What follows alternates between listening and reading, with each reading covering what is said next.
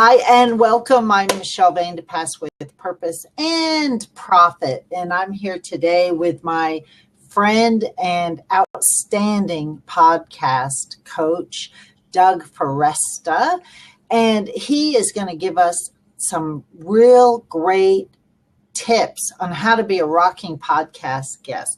Welcome to the show. I'm so happy to have you here. Hi, Michelle. How are you? I'm great.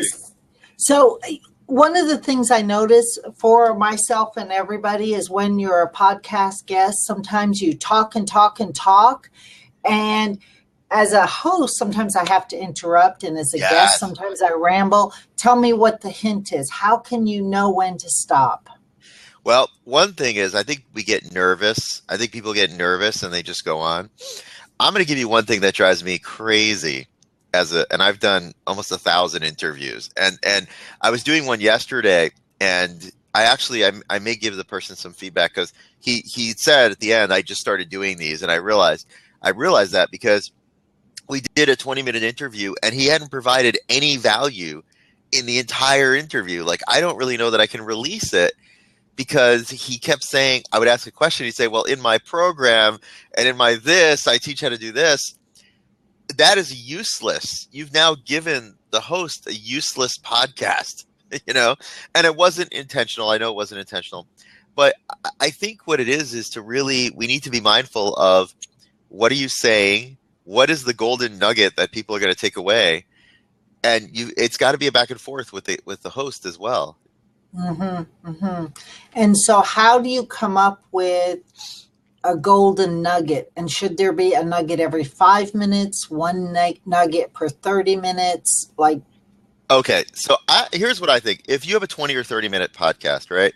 I say, do you remember the Stephen Covey, the 7 Habits of Highly Effective People? If I asked you to go through all 7 right now, would you be able to do it? No, me neither. I remember 1 or 2, right? So in a 30-minute interview, people think, I'm going to give them 7 points. No one's going to remember 7 points.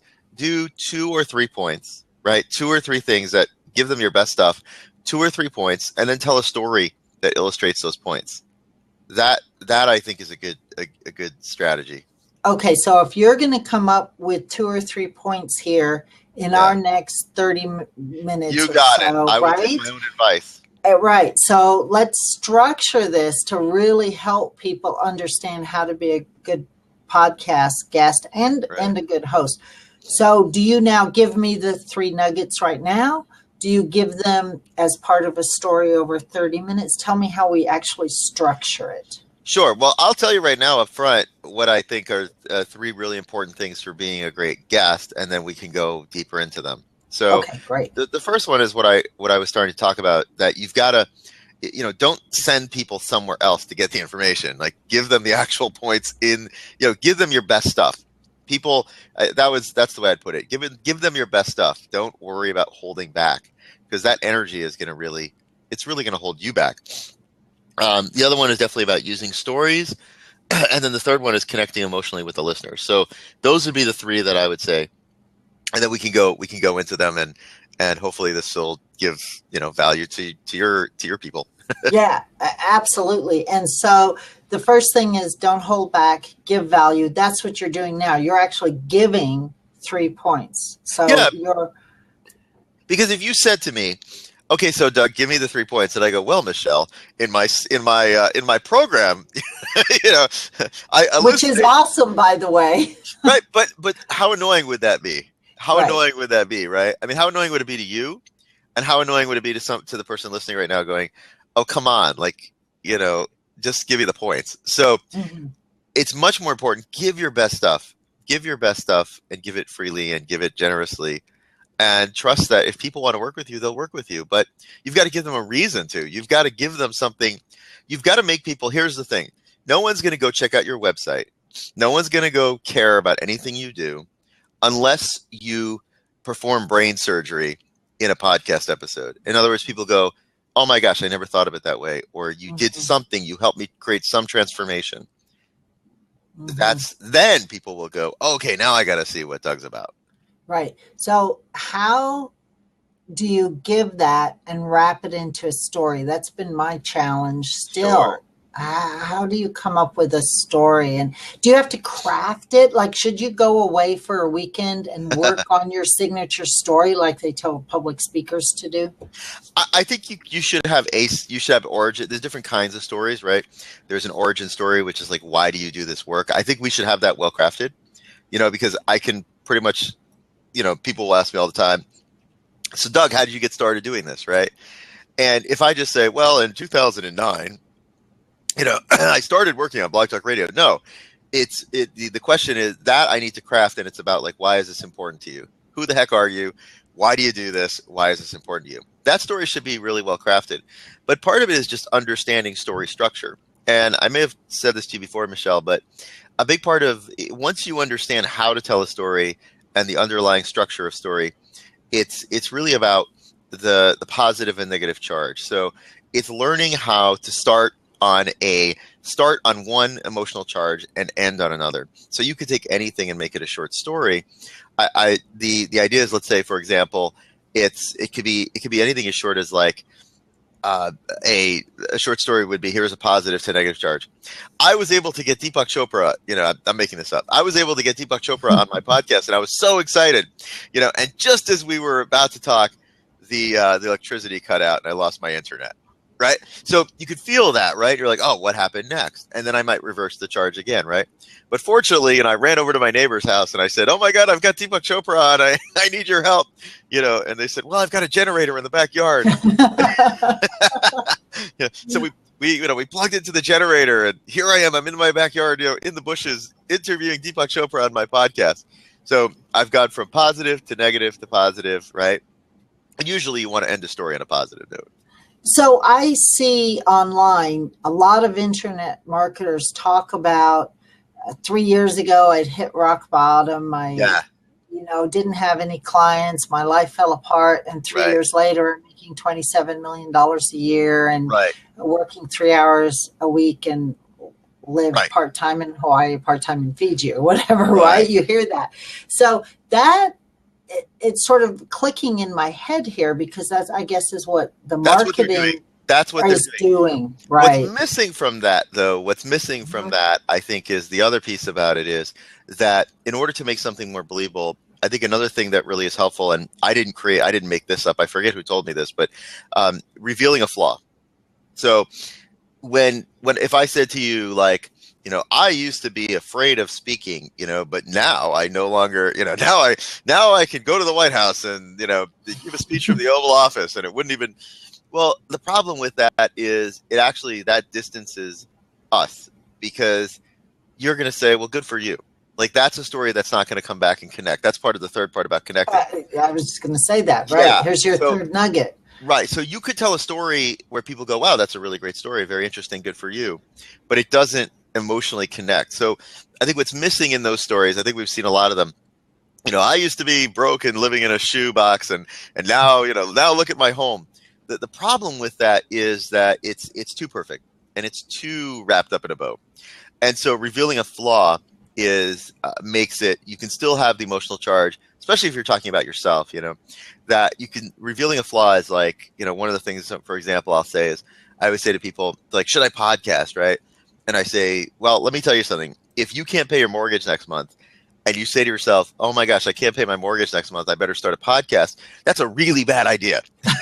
There's like 100 things I could think of you should do before you start a podcast.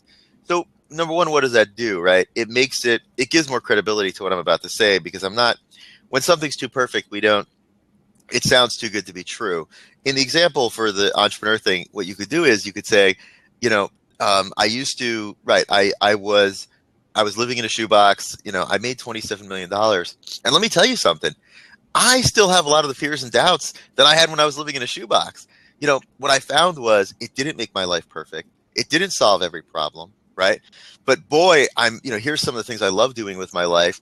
And here's some of the challenges I still have. So that way people go, oh, okay, you're a person. And so I think when we reveal a flaw, revealing a flaw is definitely important, because if you wrap it up too much in a bow, we just don't believe it. It doesn't, life isn't that perfect for anyone. Right, right. I was interviewed on a podcast about a week ago, in a parenting podcast, and the host, whom I loved, asked me, in 20 years from now, what would you like to say to your daughter? And I said, I'm sorry. I did the best I could, right? That's great. That's perfect. And that's exactly what you're talking about. Real life is not Yeah. perfect. We do Right. the best we can, but so 3 nuggets. See, So I've give your best forgotten them stuff. already. Well, I'll repeat them. Give them your best stuff. Give Right. them your best stuff. I mean, lead, like if you have 20 minutes on a podcast, don't give them like, give them the best. Somebody might find this. Do you want people to just find like the 18th best pieces of advice that you have? Like if somebody randomly, if this is the only time people might find you, right, in their lives, like, do you want to give them like the 18th best thing that you know? No, give them your best. Give them the thing that really is your best. The second one is, learn how to craft stories. I mean, obviously, we could do a whole other one about just really digging into story itself, but Okay, I'll hold you to that. absolutely, yeah, I'd be happy to do that.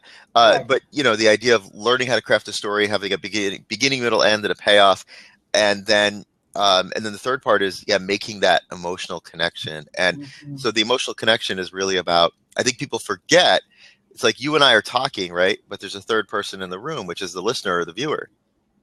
So it's also about, one of the things I've done in working with people is to help them speak directly to the listener. Talk about that, because I don't know exactly what that means. I do know that there are some podcasts that I love to listen to. Right. And there's others that I'm like, I can turn it off halfway through and I won't miss it. Right. I think what you're talking about is the difference there, but how, as a guest and a host, do I tap into that listener? Okay, so here's an example. Since we're on video, I'll give you an example. Easy for me because I don't have any hair. But this is one that I might say to people, right? Say, listen, I know that in my own experience, if you're listening to this right now, that maybe you've wanted to do a video, right? But you go, oh my God, I gotta put on the right shirt, and I have to, I've got to get everything ready, and I look ridiculous. And what about this background over here? And I hate the sound of my voice, right? And I can't stand looking at myself. I get those things. I get it. I don't like to replay anything that I've done. I just do it. So I understand what you're getting at, if you're listening to this right now, just to say, but think about this. If you have something that the world needs to hear, then believe me, people will not care. They will not care. You're so much harder on yourself than anybody else would ever be. And, it's like if somebody goes over your house and it's not 100% neat and the kids have been running around, right? And they love you and they're so happy to see you. They haven't seen you and, they're so glad to see you. Are they going to go, you know what? You could have dusted for me. Right. Said no one never. Right. Said no one never. The Right. world, we're so hard on ourselves, and you have a responsibility to get past that little voice that says, you're too ugly to be on camera, or you're too weird, or your voice doesn't sound good. The world needs your voice in your way. And I encourage you to just do it and get the camera out. It won't kill you. You'll be okay. So you see what I'm doing? Yeah, you're engaging me, but making it relatable for everyone. Right. It comes back to what you said earlier, which is really the same point, which is it's a conversation. Yeah. And as long as we're having conversation, hopefully that will be interesting to other people. Hopefully. That's right. And if you're too, and so one of the things that takes a little bit of practice is how to have the structure, but also stay in the moment. And so there are 2 types of podcasts I see. That there's more than that, but two types that I think go off the rails. One is the person who's really good at having the off the cuff, hey, what's going on? What'd you eat for breakfast? But it goes so far off the rails that now you're like, well, why am I listening to this? And then I feel like they're having more fun than I am, and I don't want to go listen to 2. It's like watching somebody eat a sandwich and I'm hungry. Like, I'm just going to go eat a sandwich. Why do I want to watch you eat a sandwich? So there's nothing for me, because you've just gone too far off. And then there's the other one where I've had people who are like, they've literally sent me a script, and then you're going to say this and I'm going to say this and you're going to say this. Oh my. Yeah, that's called a control freak. Right. That. Right. So those are like the two ends of the spectrum, and the middle is this is like improv and theater. The structure gives you the freedom to improvise. Because I know the 3 points that I want to make, I can improvise in between the middle of it, right? That's important. I think sometimes guests feel like, what if I get stuck? Will you be able to edit it out? I What love if I that one. forget what I'm going to say, right? So what you just said, as long as you have your 3 points, you can improvise. So will you Correct. speak to that? Sure, What and if I'll give you a little bit. I'll give you also a little tip about people like, can you edit that out? Don't edit it out. Don't edit it out. I mean, it's unless it's something really. I can't barely think of anything. Instead of editing out, Johnny Carson used to. I'm dating myself here, but for those who remember Johnny Carson used to. He would tell a joke, it would bomb, and then the joke was about how bad the joke was. Like he would do that on purpose, right? Like most of the joke was actually after the joke bombed. But Right. if you do something and you trip over your tongue, I mean, I've done it all the time. Say, hello, welcome to Stand Out and Be, ugh, and then I'll say, well, clearly I've got some work to do around this. That is useful. If I edit that out, I'm editing out my own humanity. Well, and it's the flaw. It's the flaw you talked about earlier. right? It's revealing a flaw. You're Mm. editing out the juicy stuff. People don't want to see. I don't know about you. I don't want to meet perfect people. I don't believe it. I have yet to meet that person. I've yet to meet the perfect person. So if it comes off, there's not one there's not one there's not one misstep. You sound completely confident. Everything is perfect. I'm probably going to think you just did a lot of editing. Right. And there's a place for that. A keynote speech, right? We don't want but even in keynote speech, we want vulnerability and we want to see some of the flaws. But basically, I would say, so don't edit it out. Use it. If you fall on your face, then get up. I mean, I'll share a story with you. One of the things I'm going to be talking more about is I used to have really, really bad anxiety. I used to have panic attacks, like 20 panic attacks a day. I used to have really bad panic attacks. People don't know that about me. They're like, you're so naturally blah, blah, blah. Not true. I actually was really horribly shy as a kid. And it was very hard for me. This is just practice. The reason I'm more comfortable is just because I did it a lot. It's not because I had this gift from God.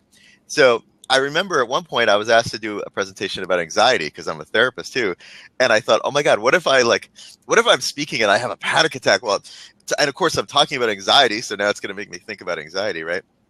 So I thought to myself, well, if that happens, then here's what I could do. If I started, I'd say, all right, everyone, since we were talking about panic attacks, here's what one looks like. Ah!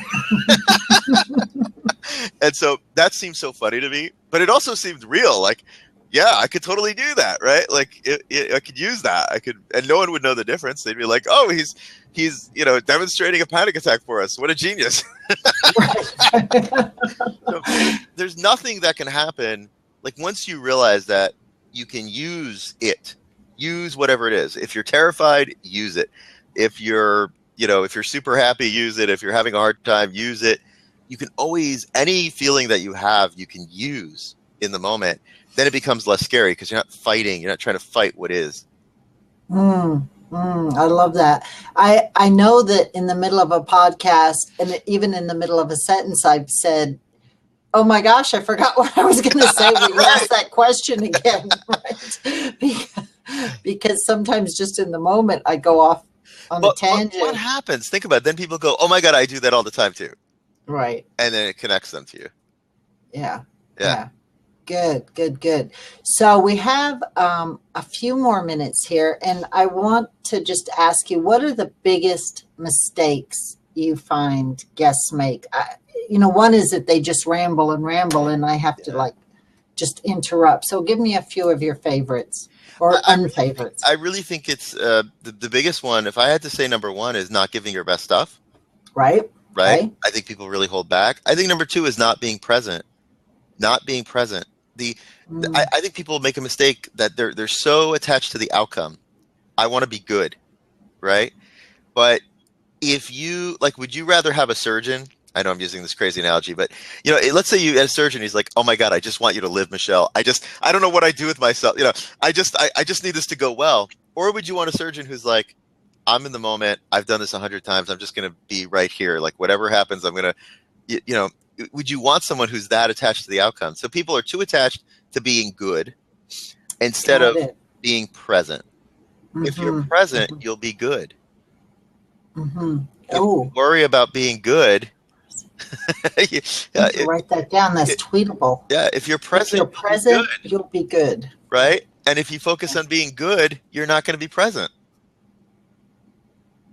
I love that. I love that. And that's what I noticed. So I had this poor guy yesterday who he was on the podcast, and it was just so clear that he was reading answers from a page. So I was asking him a question, and he wasn't quite answering the question that I asked. Mm-hmm. And so what does Mm-hmm. that do for me as a guest, as a host? I start to not be so present because I'm like, well, we're not really having a conversation, right? He's going off in some other direction. And then that's when you turn off, that's when the listener just kind of clicks it off and goes, next. Right.